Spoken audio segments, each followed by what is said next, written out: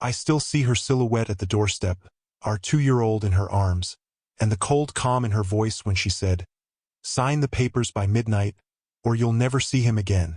I'm Mark Bennett, a marketing strategist at a mid-sized firm, and until that night, I thought my marriage was unbreakable.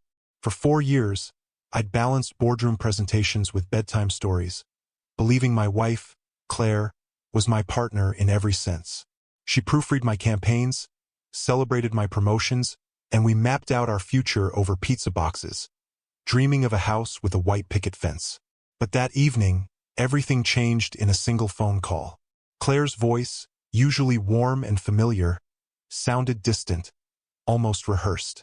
She'd taken our son and demanded I transfer full ownership of our joint savings into an account she controlled, an account she'd created behind my back. No explanation, no apologies, just a cold ultimatum. My heart pounded so hard I could barely speak, but I forced myself to ask why. Her answer still echoes in my mind. "Because you never fought for me when I needed you, so I'm taking what I deserve." Betrayal burned hotter than any argument. I felt exposed, humiliated, powerless. Yet beneath the pain, something else ignited: determination. I knew Claire's plan would crumble under scrutiny if I played this right. Anger alone wouldn't save my son. I needed a strategy. I needed proof of her deception, emails, bank logs, texts, and I needed allies in the right places. So I ended the call, swallowed my fury, and told myself, tomorrow, I start building my case. Have you ever been blindsided by someone you trusted most? Drop a comment below, hit like if your heart's ever raced with betrayal, and make sure you're subscribed, because next time, I'll share how I began to turn Claire's trap into her own downfall. I spent that sleepless night replaying Claire's ultimatum in my head, every syllable etched into my thoughts like a warning. First light crept through the blinds, and I forced myself out of bed before panic could take hold. I showered, dressed in a crisp shirt and tie, symbols of the life she was trying to strip away, and headed straight to my home office. I opened my laptop and started combing through our digital trail. Bank statements showing the new account she'd secretly set up, text messages where she'd insisted on secrecy, and calendar invites for private meetings she'd never mentioned to me. Each piece fit together like a puzzle revealing her plan. I printed everything: screenshots of her bank app, email receipts for wire transfers, a log of every draft agreement she'd sent me under vague pretenses. By mid-morning, I had a bulging folder of evidence, but I knew I couldn't storm into court with raw documents and raw emotion. So I called my colleague and friend, Rachel, a paralegal moonlighting in family law. I explained the situation in a steady voice, careful to keep my fury in check. She agreed to review my files and give me a sense of how to present them, quietly warning me that time was of the essence. As she helped me notarize key screenshots and draft a concise timeline of Claire's actions, I realized I was turning Claire's weapon, fear, into my own. Proof that she'd manipulated our finances and endangered our child's safety. That afternoon, I reached out to our bank manager with a polite email. "I've noticed some irregular transfers from our joint account and need clarification on policy regarding account takeover. Could we meet tomorrow?" I phrased it as routine, but I watched her eyes widen when I handed over a summary of transfers that didn't match either of our authorizations. As dusk settled, I sat at the kitchen table, my battlefield, surrounded by paperwork and the faint hum of my laptop. I thought of Claire pacing our hallway with our son, believing she had the upper hand, and I allowed myself the smallest, coldest smile. The next move was mine. Send a final, formal notice demanding our savings be unfrozen or face legal injunction. I typed the email, attached my dossier, and paused. My finger hovered over send. The moment I clicked, Claire's fortress would start to crumble. I watched the clock tick past 8 p.m. before finally clicking send on the email to Claire. A calm, professional notice attaching my dossier and demanding immediate reversal of the fund freeze and return of our joint savings, or I would file for an emergency injunction by morning. Almost instantly, the familiar ping of her reply echoed through the quiet house. My heart pounded as I opened it. Claire's tone was deceptively composed, insisting there must be some misunderstanding, that she'd only acted out of desperation to protect our son's future. I could practically hear the wheels turning as she tried to craft a narrative where I was the one in the wrong. But I'd anticipated this. With one eye on my phone, I forwarded her reply verbatim to Rachel with a note. See how she twists words? Let's nail down her legal liabilities. As I did, another ping arrived. A confidential notice from the bank manager confirming that Claire's secret account remained frozen, flagged for suspected fraudulent activity. Relief surged through me, followed by a steely resolve. Claire had aimed to corner me with fear. Instead, I'd turned her own machinations into a trap. Under the dim kitchen light, I typed a succinct update to HR at my company. Project Aurora could wait. I needed them to know my situation without revealing too much personal detail. I'm dealing with an urgent family matter that may impact my availability. I appreciate your understanding. That message went out at 10:47 p.m., marking the first step in safeguarding my professional reputation. With my son's safety and our financial future now under legal protection, I felt poised at the edge of something big. This wasn't just about freezing accounts. It was about exposing the full scope of Claire's betrayal. As midnight approached, I prepared for what would come next. Claire's countermoves, her frantic phone calls, and the possibility she'd involve our son in her schemes again. But I knew I held the stronger hand. My evidence was airtight, my allies were aligned, and justice was no longer a distant promise. It was closing in. By sunrise, the legal injunction was drafted and ready. Rachel's final review had sharpened every accusation into precise legal language. I filled out the paperwork, emergency custody petition, asset preservation order, and printed 3 copies, slipping them into crisp manila envelopes addressed to Claire, the bank, and the family court. As I signed off each document, I felt a surge of calm confidence. This morning, I wouldn't be reacting. I'd be the one directing the chessboard. That afternoon, I arrived at the family court holding a folder thicker than a brick, each page a testament to Claire's deception. The clerk's desk buzzed with fluorescent lights and low conversation. I handed over my filings and watched as they stamped the injunction emergency, ex parte. No audience, no waiting for Claire's notice, just instant, enforceable protection. Next, I drove to the bank branch where I'd met Alex, the marketing director from Claire's old newsletter days. I handed him a copy of the injunction, along with a precise timeline of transfers that showed her plan in black and white. His eyes widened, and he promised to disable any further requests Claire might send. With the bank's cooperation sealed, I felt the walls closing in around Claire's scheme. Finally, I delivered Claire's copy of the injunction papers in person. I found her in our living room, pacing with our son asleep upstairs. I laid the envelope on the coffee table and watched her break the seal. Her composure cracked as she read the court's order. Freeze assets, suspend sole custody, and schedule an immediate hearing.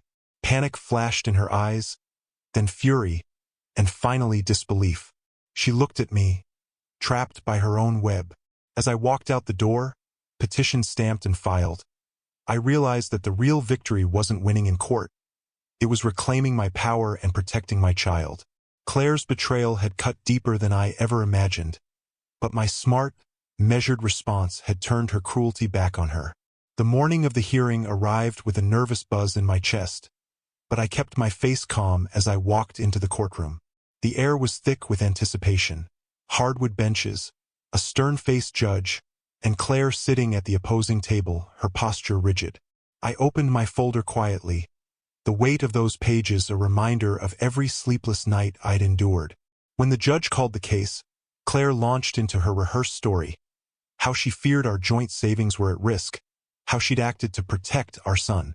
Her voice trembled with feigned emotion, each word designed to sway sympathy in her favor. Then it was my turn. I stood and spoke clearly, describing the timeline of evidence. The secret account she'd opened, the bank's own notice of suspected fraud, the email thread where she admitted her plan. I presented the bank manager's statement and our home security logs showing the late-night transfers she'd initiated without my knowledge. As I laid out each fact, I felt the judge's attention sharpen. Claire's defense began to crumble under the weight of undeniable proof. She glanced at me, panic flickering in her eyes. When it was over, The judge granted my emergency custody petition and ordered Claire to restore our joint account funds immediately. In that moment, relief and triumph washed over me. I'd taken back control not through anger, but through smart preparation and unwavering resolve. As we exited the courtroom, I slipped a hand into my son's and whispered, "Justice is ours now." In the days that followed the hearing, our life settled into a new rhythm defined by clarity instead of chaos. I returned to my home office, now a sanctuary rather than a battleground, and reconnected with the routines that had fueled me before betrayal upended everything. Each morning, I walked our son to daycare, holding his tiny hand and savoring every giggle and smile, reminded that protecting him was worth every sleepless night. At work, colleagues offered quiet congratulations when they learned the outcome, but I kept discussions professional.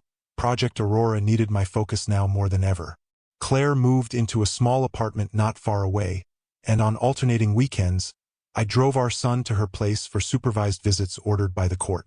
Watching them together, I felt a mix of relief and sadness. Relief that he was safe, sadness at the fracture of our family. Still, every visit reminded me why I'd fought so hard. In therapy sessions, I'd started to manage the lingering sting of betrayal. I learned to separate Claire's actions from my worth as a husband and father. My therapist helped me channel that pain into rebuilding trust with myself, with my son, and eventually with others who mattered. Financially, restoring our joint account was only the beginning. I worked with the bank to establish stronger safeguards, dual authorization on large transfers, real-time alerts, and a secure vault for our savings. Those measures, once a minor convenience, became symbols of the new boundaries I set to protect my family. At home, I replaced bedroom locks, set up a shared digital calendar for custody and finances, and kept every important document backed up in the cloud. These weren't signs of paranoia, just hard-earned. One crisp Saturday morning, I took our son to the park. As he chased bubbles in the sunshine, I realized that revenge had never been about making Claire suffer. It was about reclaiming our future. The smart moves, the files gathered, the injunction filed, the hearing won, all served a higher purpose. Keeping our family intact and teaching my son that justice sometimes requires courage and careful planning. I smiled as he ran back to me, breathless with laughter, and I lifted him onto my shoulders. His joy was the ultimate vindication, a reminder that no matter how deep the cut, you can heal and rebuild, stronger than before. A week after our court victory, I was surprised when Claire's lawyer emailed a proposal. A revised co-parenting agreement, cleaner terms, fewer supervised visits, effectively admitting she recognized the strength of my case. It felt odd. Part of me wanted to reject anything from her camp outright, but another part knew this was exactly the leverage I'd been building toward. I forwarded the draft to Rachel for review and scheduled a call with Claire's lawyer under the guise of negotiating terms. On the call, I listened to their recitation of the new plan: equal custody days, shared digital access to our son's school records, clear financial responsibilities. Then, calmly, I outlined a few tweaks. Mandatory joint account alerts for any withdrawal over $500, guaranteed mediation before any major family decision, and a commitment that neither of us would disparage the other in front of our child. No emotion, just facts. As I spoke, I could picture Claire's lawyer scrambling to keep up with my requests. By the end, they'd agreed. Within 24 hours, the new agreement was signed. Walking out of that meeting, I felt a curious weight lift off my shoulders. Revenge through legal channels had given way to a partnership built on clear boundaries, and the day I realized I'd finally found closure, I was packing our son's backpack for school, his favorite dinosaur lunchbox snug between textbooks, when I noticed a small envelope tucked inside. It was from Claire. My heart skipped, expecting another ultimatum, but inside was a simple note. "Thank you for keeping him safe. I see now what I was missing." No sheet of legal jargon, no complaint, just 5 sincere words. In that moment, something shifted. I recognized that Claire's betrayal had been born of her own fear and insecurity, not malice toward our son or me. Dropping him off at the classroom door, I whispered, "Mommy said sorry, buddy, but you're safe with Daddy." As he waved and ran inside, I felt tears well up. Not from anger or pain, but relief. For so long, I'd equated revenge with vindication, but this unexpected apology felt more powerful.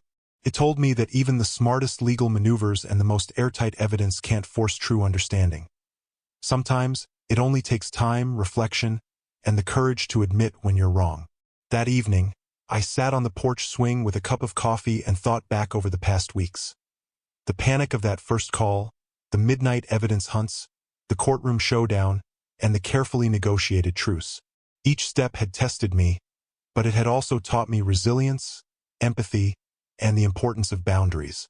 I realized that smart revenge isn't about punishing someone into submission. It's about reclaiming your life, protecting what matters, and leaving room for transformation, even for the person who hurt you most. As stars began to appear overhead, I sent Claire a brief reply. We both did what we thought was right. Let's keep doing right by him. It was neither boastful nor bitter. It was simply human. And for the first time since that fateful night, I felt unburdened. When the judge signed off on the final parenting plan, I felt the tension in my shoulders finally release, as if every sleepless night and every careful maneuver had melted into air. Walking out of that courtroom for the last time under our case number, I didn't feel triumphant. I felt free. Free from the fear that had shadowed every moment since Claire's ultimatum. Free to rebuild a life where my son's laughter, not her manipulations, would be the soundtrack. In the weeks that followed, our routine settled into something bittersweet but beautiful. Mornings became about pancakes and cartoons instead of whispered plans and hidden documents. On the drive to preschool, my son leaned back and asked, "Can Daddy stay for snack time today?" And I caught my breath. This small request was a gift I'd fought months to protect. At work, I gave myself permission to breathe between projects, to catch up on the friendships I'd neglected while gathering evidence, and even to mentor a junior colleague who reminded me of myself, eager and wide-eyed. I still think about Claire sometimes, about the person she became under pressure and the person she might one day return to. But those thoughts no longer grip me with panic or anger. Instead, they remind me that justice isn't just a legal verdict, it's the courage to confront betrayal, the wisdom to plan every step, and the compassion to forgive yourself when guilt tries to creep in. I learned that revenge, when wielded with clear purpose, can be an act of self-preservation rather than cruelty. Today, as I tuck my son into bed and watch him drift off with his favorite dinosaur nightlight glowing, I feel a quiet pride. Not because I outsmarted someone I loved, but because I protected the most important part of my world without losing myself in anger. And that, I realize, is the real victory. If this story resonated with you, if you've ever stared down betrayal and wondered how you'd fight back, drop a comment below and share your journey. Hit like to let me know you believe in smart, honest justice, and don't forget to subscribe and ring the bell so you won't miss the next true story saga. There are more twists ahead, and I can't wait to take you along for the ride. Stay brave, stay vigilant, and remember, sometimes the smartest revenge is the new life you build afterward.